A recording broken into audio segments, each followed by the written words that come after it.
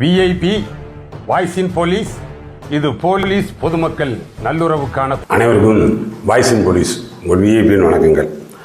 அப்புறம் ஒரு லஞ்சம் வாங்கிய சப் இன்ஸ்பெக்டர் அவர் நேரடியாக ட்ராப் ஆகிருக்கிறாருப்பா, கைது செய்யப்பட்டிருக்கிறாரு.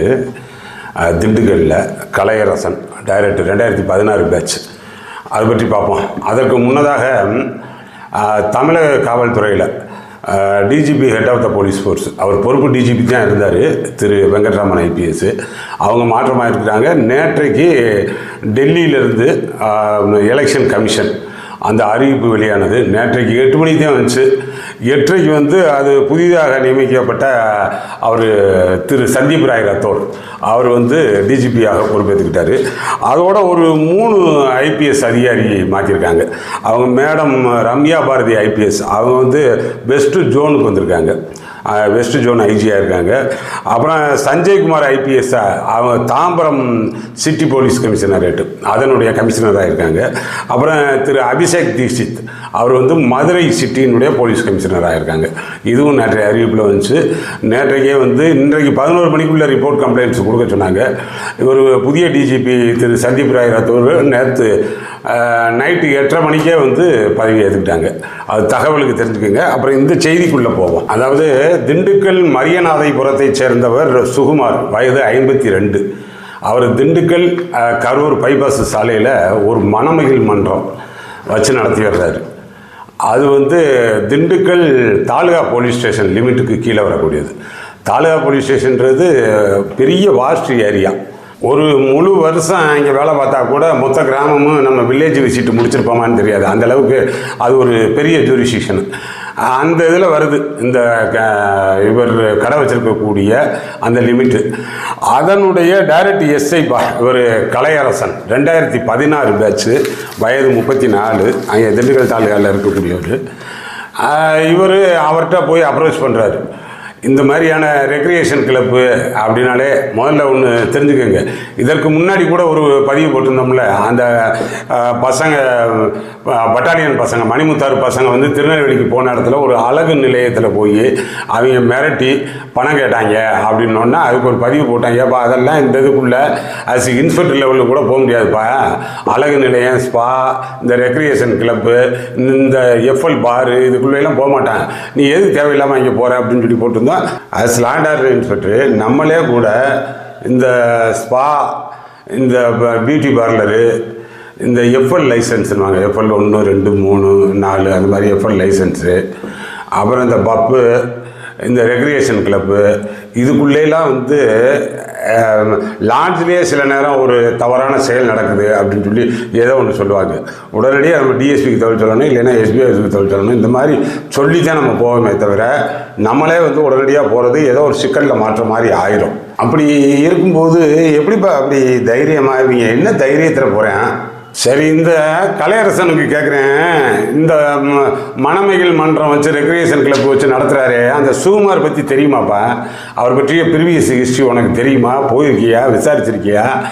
இவர் ஒரு டிஎஸ்பியவே மாட்டி விடுறதுக்கு, டிஎஸ்பி மாட்டி விடுறதுன்னா கொஞ்சம் தப்பிச்சிட்டாருன்னு வச்சுக்கோங்க. ஆனால் கொஞ்சம் நாளைக்கு முன்னாடி நடந்தது.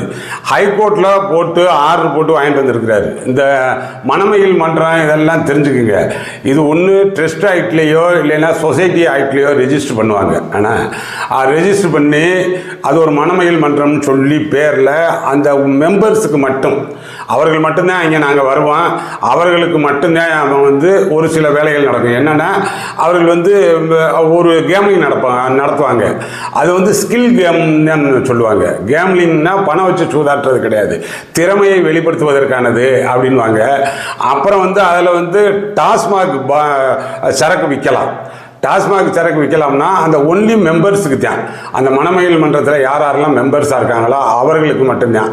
அப்புறம் டோக்கன் போட்டு தான் அந்த கேம்லிங் கூட நடத்துவாங்க. ஏன்னா பண புழக்கம்லாம் கிடையாது, சூதாட்டம் கிடையாது, பணம் வச்சு விளையாடுற சூதாட்டம் கிடையாது அப்படின்னு சொல்லித்தான் ஹைகோர்ட்டு அவர்களுக்கு சில கண்டிஷன்ஸ் கொடுக்கும். அதை நாங்கள் கரெக்டாக ஃபாலோ பண்ணுறேன் அப்படின்வாங்க. அதன் அடிப்படையில் நடத்தேன். ஆனால் இதெல்லாம் தாண்டி நடக்கும்னு வச்சுக்கோங்க. இதெல்லாம் தாண்டி நடக்கும். நம்ம லெவலுக்கு ஆஸ் இன்ஸ்பெக்டராக நீங்கள் டிஎஸ்பியோ அது யார் லெவலுக்கும் அதுக்குள்ளே போக மாட்டாங்க பெரும்பாலும். ஏன்னா இதெல்லாம் வந்து தெரிஞ்சுக்குங்க, ஏன் அந்த லிமிட்டில் இருக்கக்கூடியது. அது அந்த எஸ்பி போலீஸ் வச்சு நீங்கள் தொடர்ச்சியாக அதனால் ப்ராப்ளம் வருது, இல்லைன்னா ரொம்ப எகென்ஸ்ட் இல்லை ரொம்ப பண்ணுறாங்க அப்படின்னா ரிப்போர்ட் போட்டு நேரடியாக எஸ்பி ஹெட் குவார்ட்டரில் இருக்கக்கூடிய ஏடிஎஸ்பி தலைமையில் டீம் வந்து அதில் போய் அடிச்சிங்கன்னா அது வேறு விஷயம். இண்டிவிஜுவலாக ஓஞ்சத்துக்கெல்லாம் போக முடியாது இங்கே. ஆனால் இது கட்டாயமாக பார்த்தோம்னா அந்த ஒரு 30 வருஷம் 2 ஆட்சியாளர்கள்ட்ட தான் நம்ம வேலையை பார்த்தது. ஏன்னா திமுக அதிமுக திமுக அதிமுக இதுதான் மாறி மாறி நம்ம இருந்திருக்கோம். இந்த பார் நடத்துறது, பார் டாஸ்மாக் பாரே நடத்துறது, அப்புறம் இது மாதிரியான ரெக்ரியேஷன் கிளப் நடத்துறது, அதில் சீட்டு விளையாட அனுமதிக்கிறது, கேமிங் விளையாட அனுமதிக்கிறது, இது எல்லாம் அந்தந்த ரூலிங் பொலிட்டிக்கல் பார்ட்டி சப்போர்ட் இல்லாமல் நடத்தவே முடியாது. இதில் நீங்கள் வந்து எஸ்ஐ லெவலுக்கெல்லாம் நீ ஒன்றுமே பண்ண முடியாது. நீ காசு வாங்குறதுக்கு நீ அங்கே போகிறதுக்கு அருகதையே கிடையாது. உனக்கு எதுக்கு காசு கொடுக்கணுன்றவாரு. ஏன்னா நேரடியாக அவருக்கான சோர்ஸே வேறையாக இருக்கும். யார் அந்த சுகுமாருக்கான சோர்ஸு இது எல்லாம் தெரியாமல் போய் மாட்டிக்கிறாப்புல. ஆனால் எனக்கு மாதம் 10,000 ரூபா தரணும் அப்படின்னு சொல்லி கேட்டிருக்கிறாரு. அவளை தர முடியாதுன்னு இருக்கிறாரு அவர், அந்த வச்சு நடத்துகிறவர். அப்புறம் ஒரு 7,000 ரூபாயா நம்ம பேசியிருக்காங்க. அதே பைபாஸ் ரோட்டில் இருக்கக்கூடிய ஒரு பேக்கரிக்கு வர சொல்லியிருக்கிறாரு. இவர் மப்டியில் போயிருக்கிறார். நேற்றைக்கு நைட்டு ஒரு 8 மணி அளவில் அந்த எஸ்ஐ கலையரசன் மப்டியில் போயிருக்கிறாரு. அப்புறம் அதற்கு முன்னதாகவே இந்த சுகுமாரன் வந்து திண்டுக்கல் விஜிலன்ஸில் சொல்லி டிஎஸ்பி தலைமையிலேயே பார்ட்டி வந்திருக்காங்க. டிஎஸ்பி தலைமையில் அவங்க வர்றாங்கன்னா அவங்களே வந்து நோட்டு கொடுத்து அதில் பினாத்திலின் பவுட்ரு தடவிடுவாங்க. அந்த பவுட்ரு தடவுனதெல்லாம் வெளியே தெரியாது. பினாத்திலின் பவுட்ருன்றது வெளியில் தெரியக்கூடிய அளவுக்கு இருக்காது. அந்த பவுட்ரு தடவுன நோட்டு, அந்த நோட்டை வந்து அக்யூஸ்ட் குற்றவாளி அவர் தொட்டார்னா அந்த பவுட்ரு அவர் கையில் ஒட்டிக்கிடும். அது மாதிரி தான் அந்த செட்டப் இருக்கும். அங்கே போயிருக்காங்க. இவர் பேக்கரிக்கு வர சொன்னோடனே இவர் போய் பணத்தை கொடுத்துருக்கிறாரு. பணம் கொடுத்தோடனேயே அங்கனையே வந்து பார்ட்டி விஜிலன்ஸ் பார்ட்டி அப்படியே வந்து ரெட் ஹேண்டாக பிடிச்சிக்கிறாங்க. ரெட் ஹேண்டாக பிடிச்சிட்டாங்கன்னா இப்போ ஆபீஸு இது மாதிரி இடத்துல பிடிச்சாங்கன்னா அங்கேயே வந்து அதுக்கடுத்து அந்த சோடியம் கார்பனேட் சொல்யூஷன் வாங்க, அது ஒரு கரைசல். ஆனால் அதுவும் வந்து ஒரு நிறமற்ற நிலையில் தான் இருக்கும். அந்த இவர் ஏற்கனவே பினாத்திலின் பவுடர் இவருடைய கையில் ஒட்டியிருக்கல, அந்த சோடியம் கார்பனேட் சொல்யூஷனுக்குள்ளே கை விட்டார்னா அந்த கரைசல் வந்து ஒரு இளஞ்சிவப்பு நிறம், ஒரு பிங்க் கலராக மாறும். அதுதான் அவர்களுடைய ப்ரொசீஜர்.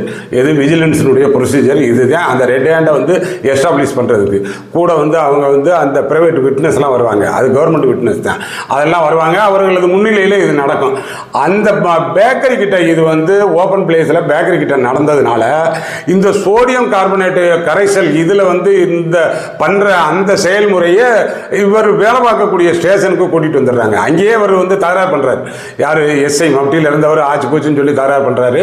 அவரை ஒரு மாதிரி வயலண்டாக தான் இங்கே கொண்டு வர்றாங்க. இங்கே ஸ்டேஷனுக்கு வந்ததுக்கு பிறகு அந்த கரைசல் வந்து ஒரு கண்ணாடி கிளாஸில் இருக்கும். அதில் வந்து ஊற்றவுமே அந்த கண்ணாடி பாட்டிலை உடைச்சி கையெல்லாம் கீறிக்கிறாரு. ஒரு பெரிய கலைபரம் உருவாக்குறாரு. வேகமாக ஓடியாந்து டிஎஸ்பி பிடிக்க வரையில் அவர் கையிலையும் வந்து அதை உரசி விடுறாரு. ஏன்னா கையில் இருக்கும்ல அந்த பவுட்ரு, அதை வந்து மாற்றிடுவோம்னு நினைக்கிறாரு. இவருக்கு தெரிஞ்சது அப்படிலாம் ஒன்றும் மாற்ற முடியாதுப்பா. அது மேற்கொண்டு வந்து நீ இன்னும் கொஞ்சம் கூடுதலாக பழைய ஐபிசி திருப்பி 53 போயிடுவேன். ஏன்னா அப்புறம் தடயத்தை அழிக்க முயன்றதாக எல்லாம் போயிடுவேன். அரசு அலுவலரை பணி செய்ய விடாமல் தடுத்ததாக போயிடுவேன். விஜிலன்ஸ் தாண்டி அந்த வழக்குக்குள்ளேயும் போயிடுவார். ஆனால் போட்டாங்களா என்னன்னு தெரியல, அந்த செக்ஷன்லாம் வந்துச்சா என்னன்னு சொல்லி தெரியல. பட் இருந்தாலும் அந்த விஜிலன்ஸினுடைய இந்த ப்ரொசீஜர்லாம் முடிச்சு அவரை அங்கேயே வச்சு எல்லாம் பிஎஸ்ஆர்லாம் சர்ச் பண்ணி அவர் வந்து ஒரு 12 நைட்டு, ஆனால் நேற்றைக்கு நைட்டு 12:30க்கு ரிமாண்டுக்கு கொண்டு போயிட்டாங்கன்னு வைங்க. இது பாருங்களேன், வந்து ஏற்கனவே கொஞ்சம் முன்னாடி, ஆனால் இந்த நம்மளுடைய ரெகுலர் அந்த வாய்ஸ் இன் போலீஸ் கொஞ்சம் பார்த்துருந்தால் கூட எனக்கு அதுதான் கொஞ்சம் ஒரு இதாக இருந்துச்சு. ஒரு அசரீரி மாதிரி முந்தைய பதிவில் அதே மணமகள் மன்றத்தையே சொல்கிறோமே ரெக்ரியேஷன் கிளப்பை அப்படின்னு சொல்லி ஒரு சின்ன ஒரு அலர்ட்னஸ் கிடைக்கும்ல, அது பார்த்துருந்தாருனா கூட. அதுக்காகத்தான் நம்ம திரும்ப திரும்ப சொல்கிறது. ஒவ்வொரு ஆளும் மாட்டும் பொழுதும் அது எந்த இடத்துலப்பா எங்கன்னா தப்பு நடத்துறீங்க, நீங்கள் பாட்டுக்கு இஷ்டத்துக்கு போயிட முடியாது அப்படின்னு சொல்லி சொல்கிறது காரணமே அதுதான். வந்து மணமகள் மன்றம் அப்படின்னாலே அதில் ஏதோ தப்பு நடக்கும், இல்லைன்னு இல்லை, ஏதோ இல்லை, முற்றிலுமே தப்பு நடக்கும்ப்பா, நீங்கள் போக முடியாதுப்பா. அதுதான் மணமகள் மன்றம் அப்படின்ற வார்த்தை ஒரு சட்டப்பூர்வமான வார்த்தை. ஆனால் இப்போ இங்கே ஹைகோர்ட்டுமே அதுதான் சொல்லணும். அந்த வார்த்தையில் ஒன்றும் தப்பு கிடையாது. அதில் என்ன அவர்களுக்குள்ள வந்து திறமையை வெளிப்படுத்தக்கூடிய விளையாட்டு நடக்கிறதுல என்ன இருக்குது உங்களுக்கு? அது ஒரு ஸ்ட்ரெஸ் ரிலீஃபுக்கு இருந்து போட்டுமே, இப்படித்தான் அதனுடைய வாதமே இருக்கும். அதனால் அந்த வார்த்தை நல்ல வார்த்தைன்றதுனால அதில் நடக்கக்கூடிய செயல்கள் வந்து சட்டப்பூர்வமானதா அப்படிலாம் இருக்காது. அது வந்து சட்டத்துக்கு எகென்ஸ்டாக தான் இருக்கும். நீங்கள் அதை பணம் வாங்குறதுக்கு பயன்படுத்தவே முடியாது. நீங்கள் உயரதிகாரி கவனத்துக்கு போய் அது உயரதிகாரிகள் ஒரு டீம் ரைடு அடித்து அதில் யார் யார் இருக்க சம்மந்தப்படுறாங்க, ஏன்னா மெம்பர்ஸுக்கு மட்டும்தான், அது வணிகமாக நடத்த முடியாது. ஈவன் அதில் விற்கக்கூடிய டாஸ்மாக் சரக்கு கூட அதில் அந்த மெம்பராக இருக்கக்கூடிய மனவியல் மன்றத்தினுடைய உறுப்பினராக அல்லாதவர்கள் யாருக்கும் அதை கொடுத்தவோ அது வணிகம் ஆயிடும். அதெல்லாம் செய்யவே முடியாது. அந்த இதில் அந்த கேம்லிங் விளையாட்டில் கூட நீங்கள் அந்த உறுப்பினர் அல்லாதவர்கள் விளையாண்டுக்கிட்டு இருந்தாங்க உறுப்பினர் கார்டை காமிக்க சொல்லலாம். ஆனால் அதெல்லாம் கட்டாயம் இருக்காது. அப்படி நீங்கள் போகிறதுக்கு உங்களுக்கு ரைட்டு கிடையாது. அப்படியும் கூட அந்த மெம்பர்ஸுக்கு சரக்கு கொடுக்குறாங்கல்ல, அதுக்கே கூட அவங்க எக்ஸைஸ் லைசன்ஸ் வாங்கி அதில் தான் அவங்க கொடுக்கணும். லைசன்ஸ் வாங்காமல் நாங்கள் மெம்பர்ஸுக்கு தான் சரக்கு விற்கிறோம் அப்படின்னாலும் அது அஃபென்ஸு. லைசன்ஸினுடைய டேட்டு எக்ஸ்பைரிக்கு பிறகு விற்கிறாங்க அப்படின்னாலும் அஃபென்ஸு. அதெல்லாம் நான் என்னன்னா நீங்கள் தெரிஞ்சுக்கலாம். அதை போய் ரைடு அடிக்கக்கூடிய அளவுக்கு உங்களுக்கு சத்து பத்தாது. அவ்வளோதான். போலீஸு நான் லோக்கல் இன்ஸ்பெக்டர் சூர்யா மாதிரி நாங்கள் போவோம். அதெல்லாம் நீ செய்யவே முடியாது. அதை தெரிஞ்சுக்கிங்க. உயர் அதிகாரிகளோட டீமோட போய் உண்மையிலேயே அதை கட்டளை பண்ணணும்னு சொல்லி நினச்சிங்கன்னா நீங்கள் அப்படித்தான் நீங்கள் நடத்தணுமே தவிர அதை விட்டுவிட்டு போக முடியாது. இப்போ அதுவும் வந்து மாடல் கோட் ஆஃப் கண்டக்ட் இப்போ வந்து அமலில் இருக்கக்கூடிய நேரம் இன்னும் கூடுதல் ஜாக்கிரதையாக இருக்கணும். ஆனால் அதெல்லாம் தெரிஞ்சுக்கிங்க. திரும்ப திரும்ப நம்ம போலீஸாருக்கு அதுதான் சொல்கிறோம். ஆனால் இப்போ எல்லாம் வந்து மாட்டினீங்கன்னா மாட்டினதாப்பா இவன் பாவன் அந்த 34 வயசு எஸ்ஐ டைரக்ட் எஸ்ஐ எதுக்கு அப்படிலாம் ஒரு இதை நல்ல அருமையான வேலை 1 லட்ச ரூபா சம்பளம் கிடைக்கும், நல்ல ஒரு மரியாதைக்குரிய வேலை. திரும்ப திரும்ப சொல்கிறோம். ஒரு காலத்தில் இருந்துச்சுப்பா இதெல்லாம். ஒரு காலத்தில் ஓடிச்சு. ஆனால் போலீஸ் சம்பாதிச்சாங்க. அதில் யூனிஃபார்ம் போட்டவங்களுக்கு பார்த்து பயந்தாங்க. இப்போ உங்களையெல்லாம் பார்த்து யாரும் பயப்பட மாட்டாங்க. நீ போலீஸ் டியூட்டியை மட்டும் பார்த்தேன்னா கரெக்டாக இருந்துக்கலாம். மற்றபடி ஒரு தப்பு செய்கிற ஆளாக இருந்தால் கூட உன்னைய பார்த்து பயப்பட மாட்டாங்க. அவருக்கு உயர் அதிகாரிகளுடைய தொடர்பு இருக்கும், அரசியல்வாதியினுடைய தொடர்பு இருக்கும். அரசியல்வாதியினுடைய தொடர்பு இல்லாமல் இதெல்லாம் செய்ய முடியுமா? அதனால் அவர்களுடைய தொடர்பு இருக்கும். அவர் யார்கிட்டயே பேசுவார். அதெல்லாம் உங்களால் கண்டறியவே முடியாது. அதனால் இதுக்குள்ளே எதுக்கு போகணும்? நம்ம வாட்டுக்கு உள்ள வேலையை பார்க்குறோமா, நிம்மதியாக இருக்கோமா, ரிட்டையர்ட் ஆகிறோமா, பென்ஷன் வாங்குறோமா, உடல்நலத்தை பார்த்தோமா, பேசாமல் அமைதியான வாழ்க்கைக்கு நம்மளை ஒப்பு கொடுத்தோமா அப்படின்ற மாதிரி ஆயிரணும்.